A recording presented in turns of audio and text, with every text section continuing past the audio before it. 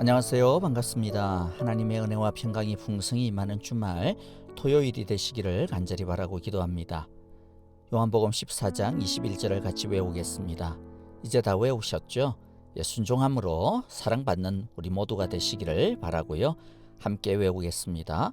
요한복음 14장 21절 말씀, 나의 계명을 지키는 자라야 나를 사랑하는 자니 나를 사랑하는 자는 내 아버지께 사랑을 받을 것이요 나도 그를 사랑하여 그에게 나를 나타내리라. 세 번역으로 외워보겠습니다. 요한복음 14장 21절 말씀, 내 계명을 받아서 지키는 사람은 나를 사랑하는 사람이요 나를 사랑하는 사람은 내 아버지의 사랑을 받을 것이다. 그리고 나도 그 사람을 사랑하여 그에게 나를 드러낼 것이다. 아멘. 이 시간 함께 찬양 드릴 때 어제 함께 드렸던 찬양이죠. 송축해 내 영혼, 우리 다시 한 번 더 드리도록 하겠습니다. 찬양하면서 셀 수도 없고 잴 수도 없는 하나님의 사랑을 다시 한번 느껴볼 수 있기를 바랍니다.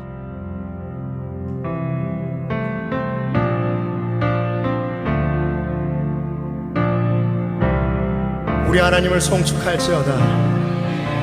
우리 왕을 송축할지어다. 송축해 내 영혼, 송축해 내 영혼, 내 영혼아, 거룩하신 이름, 이전에 없었던 노래로 나 주님을 경배해.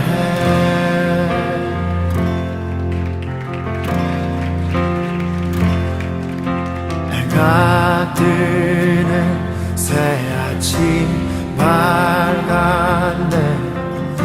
이제 다시 주님 찬양. 무슨 일이나 어떤 일이 내게 놓여도 저녁이 올 때 나는 노래해.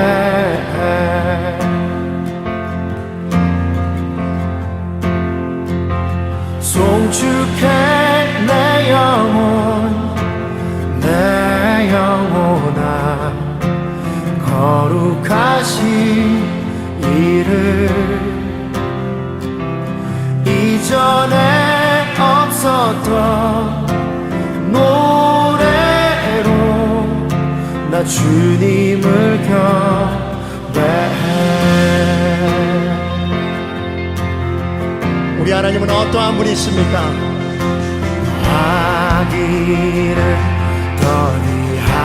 더디하시는 주, 그의 크신 사랑 넘치네. 주의 선하심 내가 노래하리. 수많은 이유로 나 노래해. 여호와를 송축할지어다 나의 영혼아, 송축해 내 영혼, 내 영혼아, 거룩하신 이름, 이전에 없었던 노래로 나 주님을 경배해. 송축해 내 영혼, 내 영혼아, 거룩하신 이름, 이전에 없었던 노래로 나 주님을 경배해.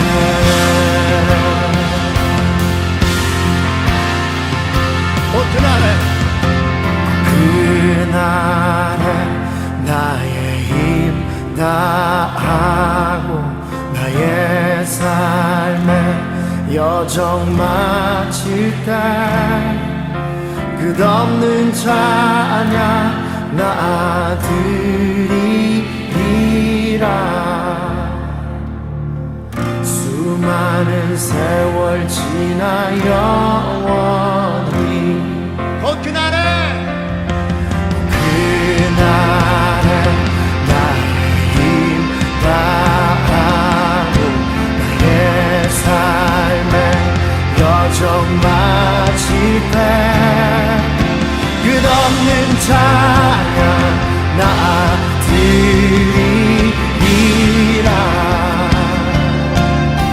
수많은 세월 지나 영원히 송축할지어다 송축해 내 영혼아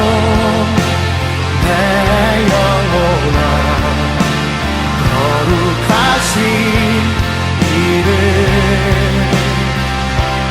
이전에 없었던 노래로 나 주님을 경배해.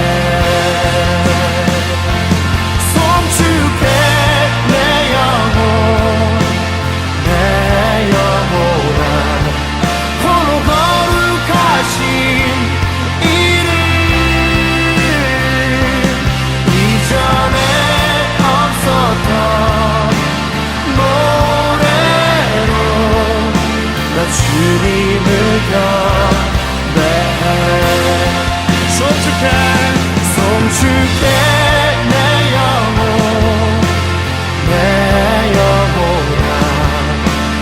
거룩하신 이름 이전에 없었던 노래로 나 주님을 경배해. 나 주님을 경배해. 나 주님을 경배해.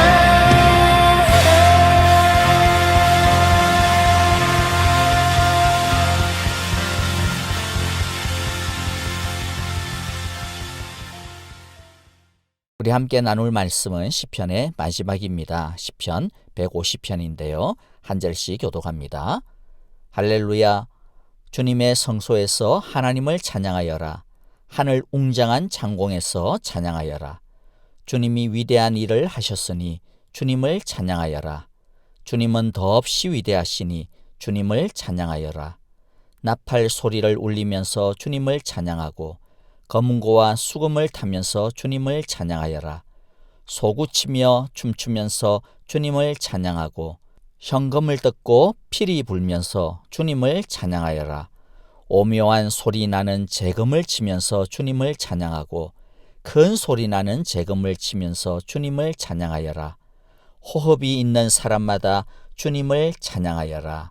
할렐루야. 시편 150편은 시편의 마지막입니다. 이 마지막은 할렐루야로 대단원의 막을 내립니다. 6절에 아주 짧은 길이지만은 이 안에 할렐루야가 13번이나 반복된다니까 좀 놀랬죠? 2번밖에 없었는데 왜 13번이지?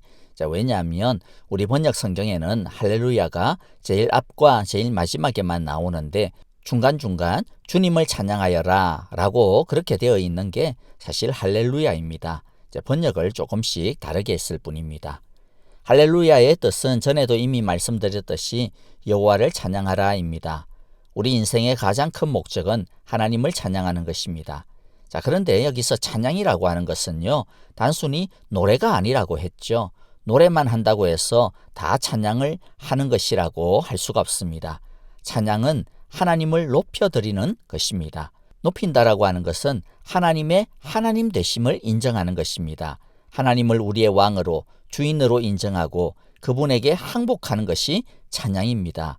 입술은 하나님을 찬양한다 그러면서 사는 것은 자기 마음대로 산다면 그것은 찬양이 아닌 것입니다. 그래서 때로는 경배라고 하는 말도 쓰거든요. 그래서 우리 잘 익숙하죠. 찬양과 경배. 근데 이 두 단어를 두부 자르듯이 딱 엄격하게 구별하기는 어렵습니다. 이 두 가지는 사실은 같은 행동입니다. 다만 어디에다가 포커스를 맞추느냐에 따라서 다릅니다. 찬양은 하나님을 높이는 모습에다가 초점을 맞추는 것이고, 경배라고 하는 것은 그 하나님 앞에서 자신을 낮추는 모습에다가 초점을 맞추는 것이라고 이해하시면 됩니다. 왜냐하면 왕을 높이면서 다리 꼬고 앉아가지고 왕이여 높임 받으소서 그렇게 하지는 않지 않습니까? 적어도 머리와 허리를 숙이고 무릎을 꿇고, 심지어 어떤 나라는 무릎을 꿇는 것을 넘어가지고 사지를 완전히 땅에 쫙 납작 엎드려가지고 그렇게 하면서 왕께 절을 합니다. 자, 이처럼 찬양과 경배는 별개의 것이 아니라 같은 것이다 라는 거죠. 그러니까 찬양이라고 하는 것은 단순히 노래가 아니라 하나님을 왕으로 높여드리는, 하나님만을 따르겠노라고 하는 충성과 복종의 맹세가 바로 찬양인 것입니다. 자기 자신을 하나님 아래에 완전히 낮추는 순종과 항복이 찬양입니다. 그러니까 찬양의 삶이 우리 인생의 목적이다라고 하는 뜻은 찬양곡을 얼마나 많이 알고 있느냐라고 하는 것이 아니라 하나님을 따르는 삶, 하나님께 맡기는 삶이 우리 인생의 목적이라고 하는 뜻인 것이죠. 자, 150편은 결론적으로 몇 가지를 압축해서 우리에게 이제 정리를 해줄 텐데요. 자, 1절을 먼저 보면 할렐루야, 주님의 성소에서 하나님을 찬양하여라. 하늘 웅장한 창공에서 찬양하여라. 자, 1절은 우리가 어디에서 찬양을 해야 하는가라고 하는 것을 보여줍니다. 주님의 성소라고 하는 것은 성막, 성전을 말하고요. 좀 좁혀서 더 말하면 그 중에서도 향단과 떡상과 촛대가 놓여 있는 곳, 그곳을 성소라고 말하고, 또 그 성소 안에서도 휘장 안쪽, 즉 법궤가 놓여 있는 곳을 성소 중에서도 더 거룩한 곳이라고 해서 지성소라고 부릅니다. 찬양은 성소에서 불러야 한다라고 이야기해요. 자, 그러면 이제 좀 헷갈릴 수밖에 없게 되죠. 왜냐하면 이제는 성막, 성전이 없는데 어디서 찬양을 해야 되나? 그리고 옛날에도 이스라엘 백성들은 성막, 성전에 들어갈 수 없었거든요. 오직 제사장만 들어갔지. 그러면 도대체 온전한 찬양은 제사장만 드릴 수 있었다라는 건가? 그러면서 왜 백성들한테 찬양을 드리라고 하지? 자, 이렇게 질문을 드릴 수밖에 없죠. 다음 상소는 또 더 헷갈립니다. 하늘 웅장한 창공. 글자 그대로 말하면, 아니 그러면 찬양을 하기 위해서 우주선을 타고 가야 되나? 비행기라도 타고 가야 되나? 그러면 당시 사람들은 하늘에 어떻게 올라가서 찬양을 드렸지? 자, 그래서 여기서 이제 우리가 좀 제대로 이해를 해야 돼요. 이게 시잖아요, 시. 그래서 시적인 언어이기 때문에 이걸 글자 그대로 이해를 하면 안 됩니다. 여기서 창공이라고 하는 것은 진짜 하늘이 아니라 하나님이 계시는 곳, 그곳을 은유적으로 표현한 것입니다. 성소도 동일한 의미로 사용이 됩니다. 그러니까 성소와 창공은 사실 뭐냐면 하나님이 계시는 곳, 하나님의 집, 하나님의 처소, 하나님이 임재하시는 곳을 그렇게 표현을 한 것입니다. 그러니까 반드시 어떤 성소 안에서만, 하늘 위에서만 찬양을 해야 된다, 그런 뜻이 아닌 것이죠. 하나님이 계시는 곳 어디서건 하나님을 찬양해야 된다, 찬양할 수 있다라는 뜻입니다. 그런데 하나님이 계시지 않는 곳이 어디에 있습니까? 이 세상 온 우주 어디에서든 하나님이 계시는 집입니다. 그러므로 세상 어디서든지 하나님을 찬양해야 되고 찬양할 수 있는 것입니다. 이스라엘이 나중에 포로로 잡혀갔어도 바벨론 땅에서도 얼마든지 하나님을 찬양할 수 있는 것이죠. 자, 여기에 덧붙여서 성경은 어디가 하나님의 성소라고 이제 말하고 있습니까? 예수님 이후에 성령님이 오신 다음에 이제 어디가 하나님의 집입니까? 성령님이 계시는 곳이죠. 주님의 영이 계시는 곳이죠. 즉 예수 믿는 사람이 이제는 성전이라고 이야기합니다. 하나님이 거하시는 곳입니다. 예수 믿는 우리가 어디서든지 하나님의 이름을 부르기만 하면 그곳이 바로 하나님의 성전이 되어지고 하나님의 임재하시는 곳이 되어지고 하나님이 또한 우리 가운데 임재해 주신다 말씀하셨습니다. 두 번째 2절에 보면 주님이 위대한 일을 하셨으니 주님을 찬양하여라. 주님은 더없이 위대하시니 주님을 찬양하여라. 자, 2절은 그러면 우리가 왜 하나님을 찬양해야 되는지, 또 무엇을 찬양해야 되는지에 대해서 가르쳐주고 있습니다. 두 가지로 나누어서 말하고 있습니다. 하나는 주님이 하신 위대한 일입니다. 또 하나는 주님의 위대하심. 아주 쉽게 그냥 요약하면 하나님의 위대한 성품이죠. 이 둘은 사실 나눌 수는 없습니다.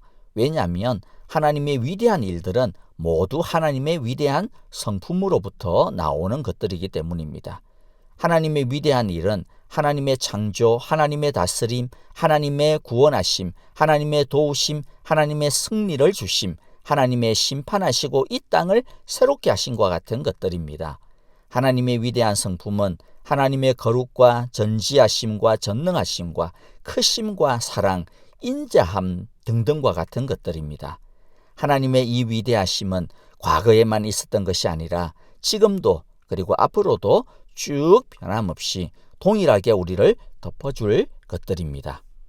3절부터 5절은 어떻게 하나님을 찬양해야 되는가라고 하는 것을 가르쳐 주는데요. 나팔 소리를 울리면서 주님을 찬양하고 거문고와 수금을 타면서 주님을 찬양하여라. 소구치면 춤추면서 주님을 찬양하고 현금을 듣고 피리 불면서 주님을 찬양하여라. 오묘한 소리 나는 재금을 치면서 주님을 찬양하고 큰 소리 나는 재금을 치면서 주님을 찬양하여라. 다양한 악기들이 등장합니다. 우리는 이 다양성에 먼저 좀 초점을 맞출 필요가 있을 것 같습니다. 우리는 하나님이 우리에게 주신 것을 가지고 다양한 방식으로 다양한 모양으로 하나님을 찬양하고 예배할 수 있습니다. 하나님은 우리의 모양이 어떻든지 상관하지 않습니다. 그것을 가지고 우리를 판단하지도 않습니다. 이것을 꼭 악기로만 국한할 필요는 없어요. 하나님은 하나님이 우리에게 주신 다양한 삶, 다양한 달란트를 가지고 하나님을 찬양하기를 원합니다. 그러니까 하나님이 주신 가장 귀한 악기는 사실 뭐냐면 우리의 삶 자체입니다. 우리의 인생, 우리의 시간, 우리의 재물, 우리의 건강, 우리의 성품 등 우리의 모든 것 자체가 악기인 것이죠. 그러므로 우리는 우리의 삶을 악기로 삼아 우리의 삶을 하나님께 아름답게 연주해 드려야 합니다. 그래서 우리가 잘 알다시피 로마서 12장 1절에서 뭐라고 이야기했습니까? 우리의 삶으로 하나님께 예배를 드리자라고 이야기하고 있는 것이죠. 자, 그런데 우리의 삶을 가지고 하나님을 찬양할 때 조심할 게 있습니다. 우리가 찬양한다고 해서 우리가 하고 싶은 대로 내가 내 삶을 가지고 내 마음대로 하면 되겠지. 내 마음대로 우리 마음대로 연주를 하면 안 됩니다. 어떻게 연주해야 됩니까? 여러분들 이 심포니에서도 지금 내 악기니까 내 마음대로 하지 그렇게 하지 않지 않습니까? 무엇을 따라서 해야 돼요? 악보를 따라서 해야 됩니다. 지휘자를 따라서 연주해야 됩니다. 마찬가지입니다. 우리의 삶을 가지고 하나님의 말씀을 따라서 하나님의 지휘, 하나님의 인도를 따라서 연주를 해야 됩니다. 그래야 우리의 삶을 통해서 아름다운 소리가 나올 수 있는 법입니다. 또 한 가지 생각해 볼 것은요. 같은 악기라도 누가 연주하느냐에 따라서 소리가 엄청 달라진다라고 하는 것이죠. 100만 불짜리 명품 바이올린을 저 같은 사람한테 주면서 연주해라 그래봐야 어떤 소리밖에 안 나올 것 같아요. 제가 연주한다고 해서 100만 불짜리 소리가 나오겠습니까? 소음밖에 안 나올 겁니다. 그러나 100불짜리 아동용, 어린이용 바이올린이라 하더라도 마이스터의 손에 들려지면 엄청나게 아름다운 선율이 연주가 됩니다. 그러므로 우리가 우리의 삶이라고 하는 악기를 제대로 다룰 줄 아는 실력가가 되어야 합니다. 실력가로 성장해야 됩니다. 즉 우리가 믿음 안에서 예수님의 신실한 성숙한 제자로 성장해서 그 아름다운 성숙한 모습으로 우리가 우리의 삶을 연주할 때 아름답고 멋진 소리가 하나님 앞에 울려 퍼지게 되는 것이죠. 마지막으로 예전에는 보면요. 거룩한 악기, 딴따라들이 쓰는 더러운 악기 이렇게 구별하기도 했어요. 그래서 제가 고등학교 때만 해도요. 많은 교회에서 기타는 딴따라들이나 쓰는 못된 악기로 그렇게 규정이 되었습니다. 드럼 말할 것도 없어요. 그런데 요즘 생각하면 그런 구별들이 얼마나 웃긴 일들입니까? 그런데 옛날에는요. 이런 것들 때문에 서로 싸우고 또 심지어는 교회가 갈라지기까지도 했다니까요. 믿기지 않죠? 근데 진짜예요. 다 거룩한 예배를 위해서 하고자 하는 열정이었습니다. 거기에 이 거룩에 대한 열정이 없는 것은 없었어요. 그런데 문제가 뭡니까? 아무리 열정이 많아도 신학이 빈곤하고 신학이 참으로 저급하니까 그 열정이 엉뚱한 열정으로 전락되고 마는 것입니다. 그래서 예배는 주님도 뭐라고 이야기했습니까? 영과 진리로 열정과 올바름으로 드려져야지 이 하나만 가지고는 안 된다라는 것이죠. 날마다 하나님의 말씀을 가지고 그래서 우리는 제대로 잘 배우고 익혀야 합니다. 주님의 말씀 안에서 우리의 열정이 또 우리의 열정이 주님의 말씀으로 갈고 닦여져서 주님께 올려드려져야 되는 것이죠. 마지막 6절에 보니까 호흡 있는 사람마다 주님을 찬양하여라. 할렐루야. 우리가 살아 숨쉬는 동안 가장 중요하고 귀한 일은 하나님을 인정하고 그분을 높이며 그분의 뜻에 순종하며 우리의 삶으로 하나님을 찬양하는 것입니다. 시편 1편은 복 있는 사람이 어떤 사람인지에 대해서 시작을 하면서 시편이 열려졌습니다. 이제 150편에서 그 1편에서 이야기했던 그 질문, 누가 복 있는 사람인가? 그 질문에 대한 해답을 다시 내어놓습니다. 복 있는 사람은 바로 하나님을 찬양하는 사람입니다. 그러면 하나님을 찬양하는 것이 무엇일까요? 시편 1편에서 이미 그것에 대해서 우리에게 가르쳐 주었습니다. 여호와의 말씀을 즐거워하고 그 말씀을 주야로 묵상하며 그 말씀 따라 살아가는 것이 진정한 찬양입니다.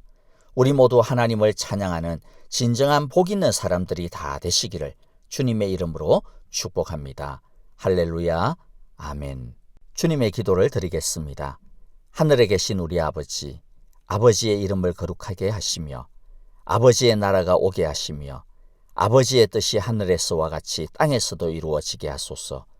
오늘 우리에게 일용할 양식을 주시고 우리가 우리에게 잘못한 사람을 용서하여 준 것 같이 우리 죄를 용서하여 주시고 우리를 시험에 빠지지 않게 하시고 악에서 구하소서. 나라와 권능과 영광이 영원히 아버지의 것입니다. 아멘. 찬양과 더불어서 기도하겠습니다. 하나님이 우리에게 주신 삶의 악기를 가지고 우리 호흡이 있는 동안 하나님을 찬양합시다. 하나님의 말씀에 순종함으로 삶으로 하나님을 찬양합시다. 그리고 이번 한 주간도 코로나 바이러스로부터 우리 사랑의 교회 온 교회 식구와 일터와 선교지를 보호하여 주소서라고 기도해 주시고 내일 예배의 은혜를 위하여서 기도해 주시기를 바랍니다. 오늘 하루도 푹 쉬시고요. 내일 우리 또 예배 통해서 만나겠습니다. 안녕히 계십시오. 감사합니다.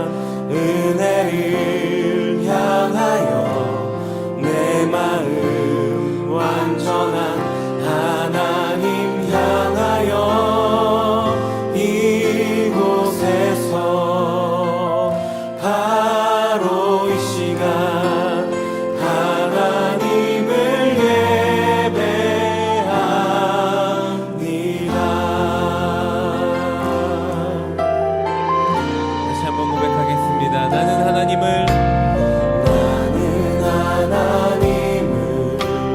예배합니다.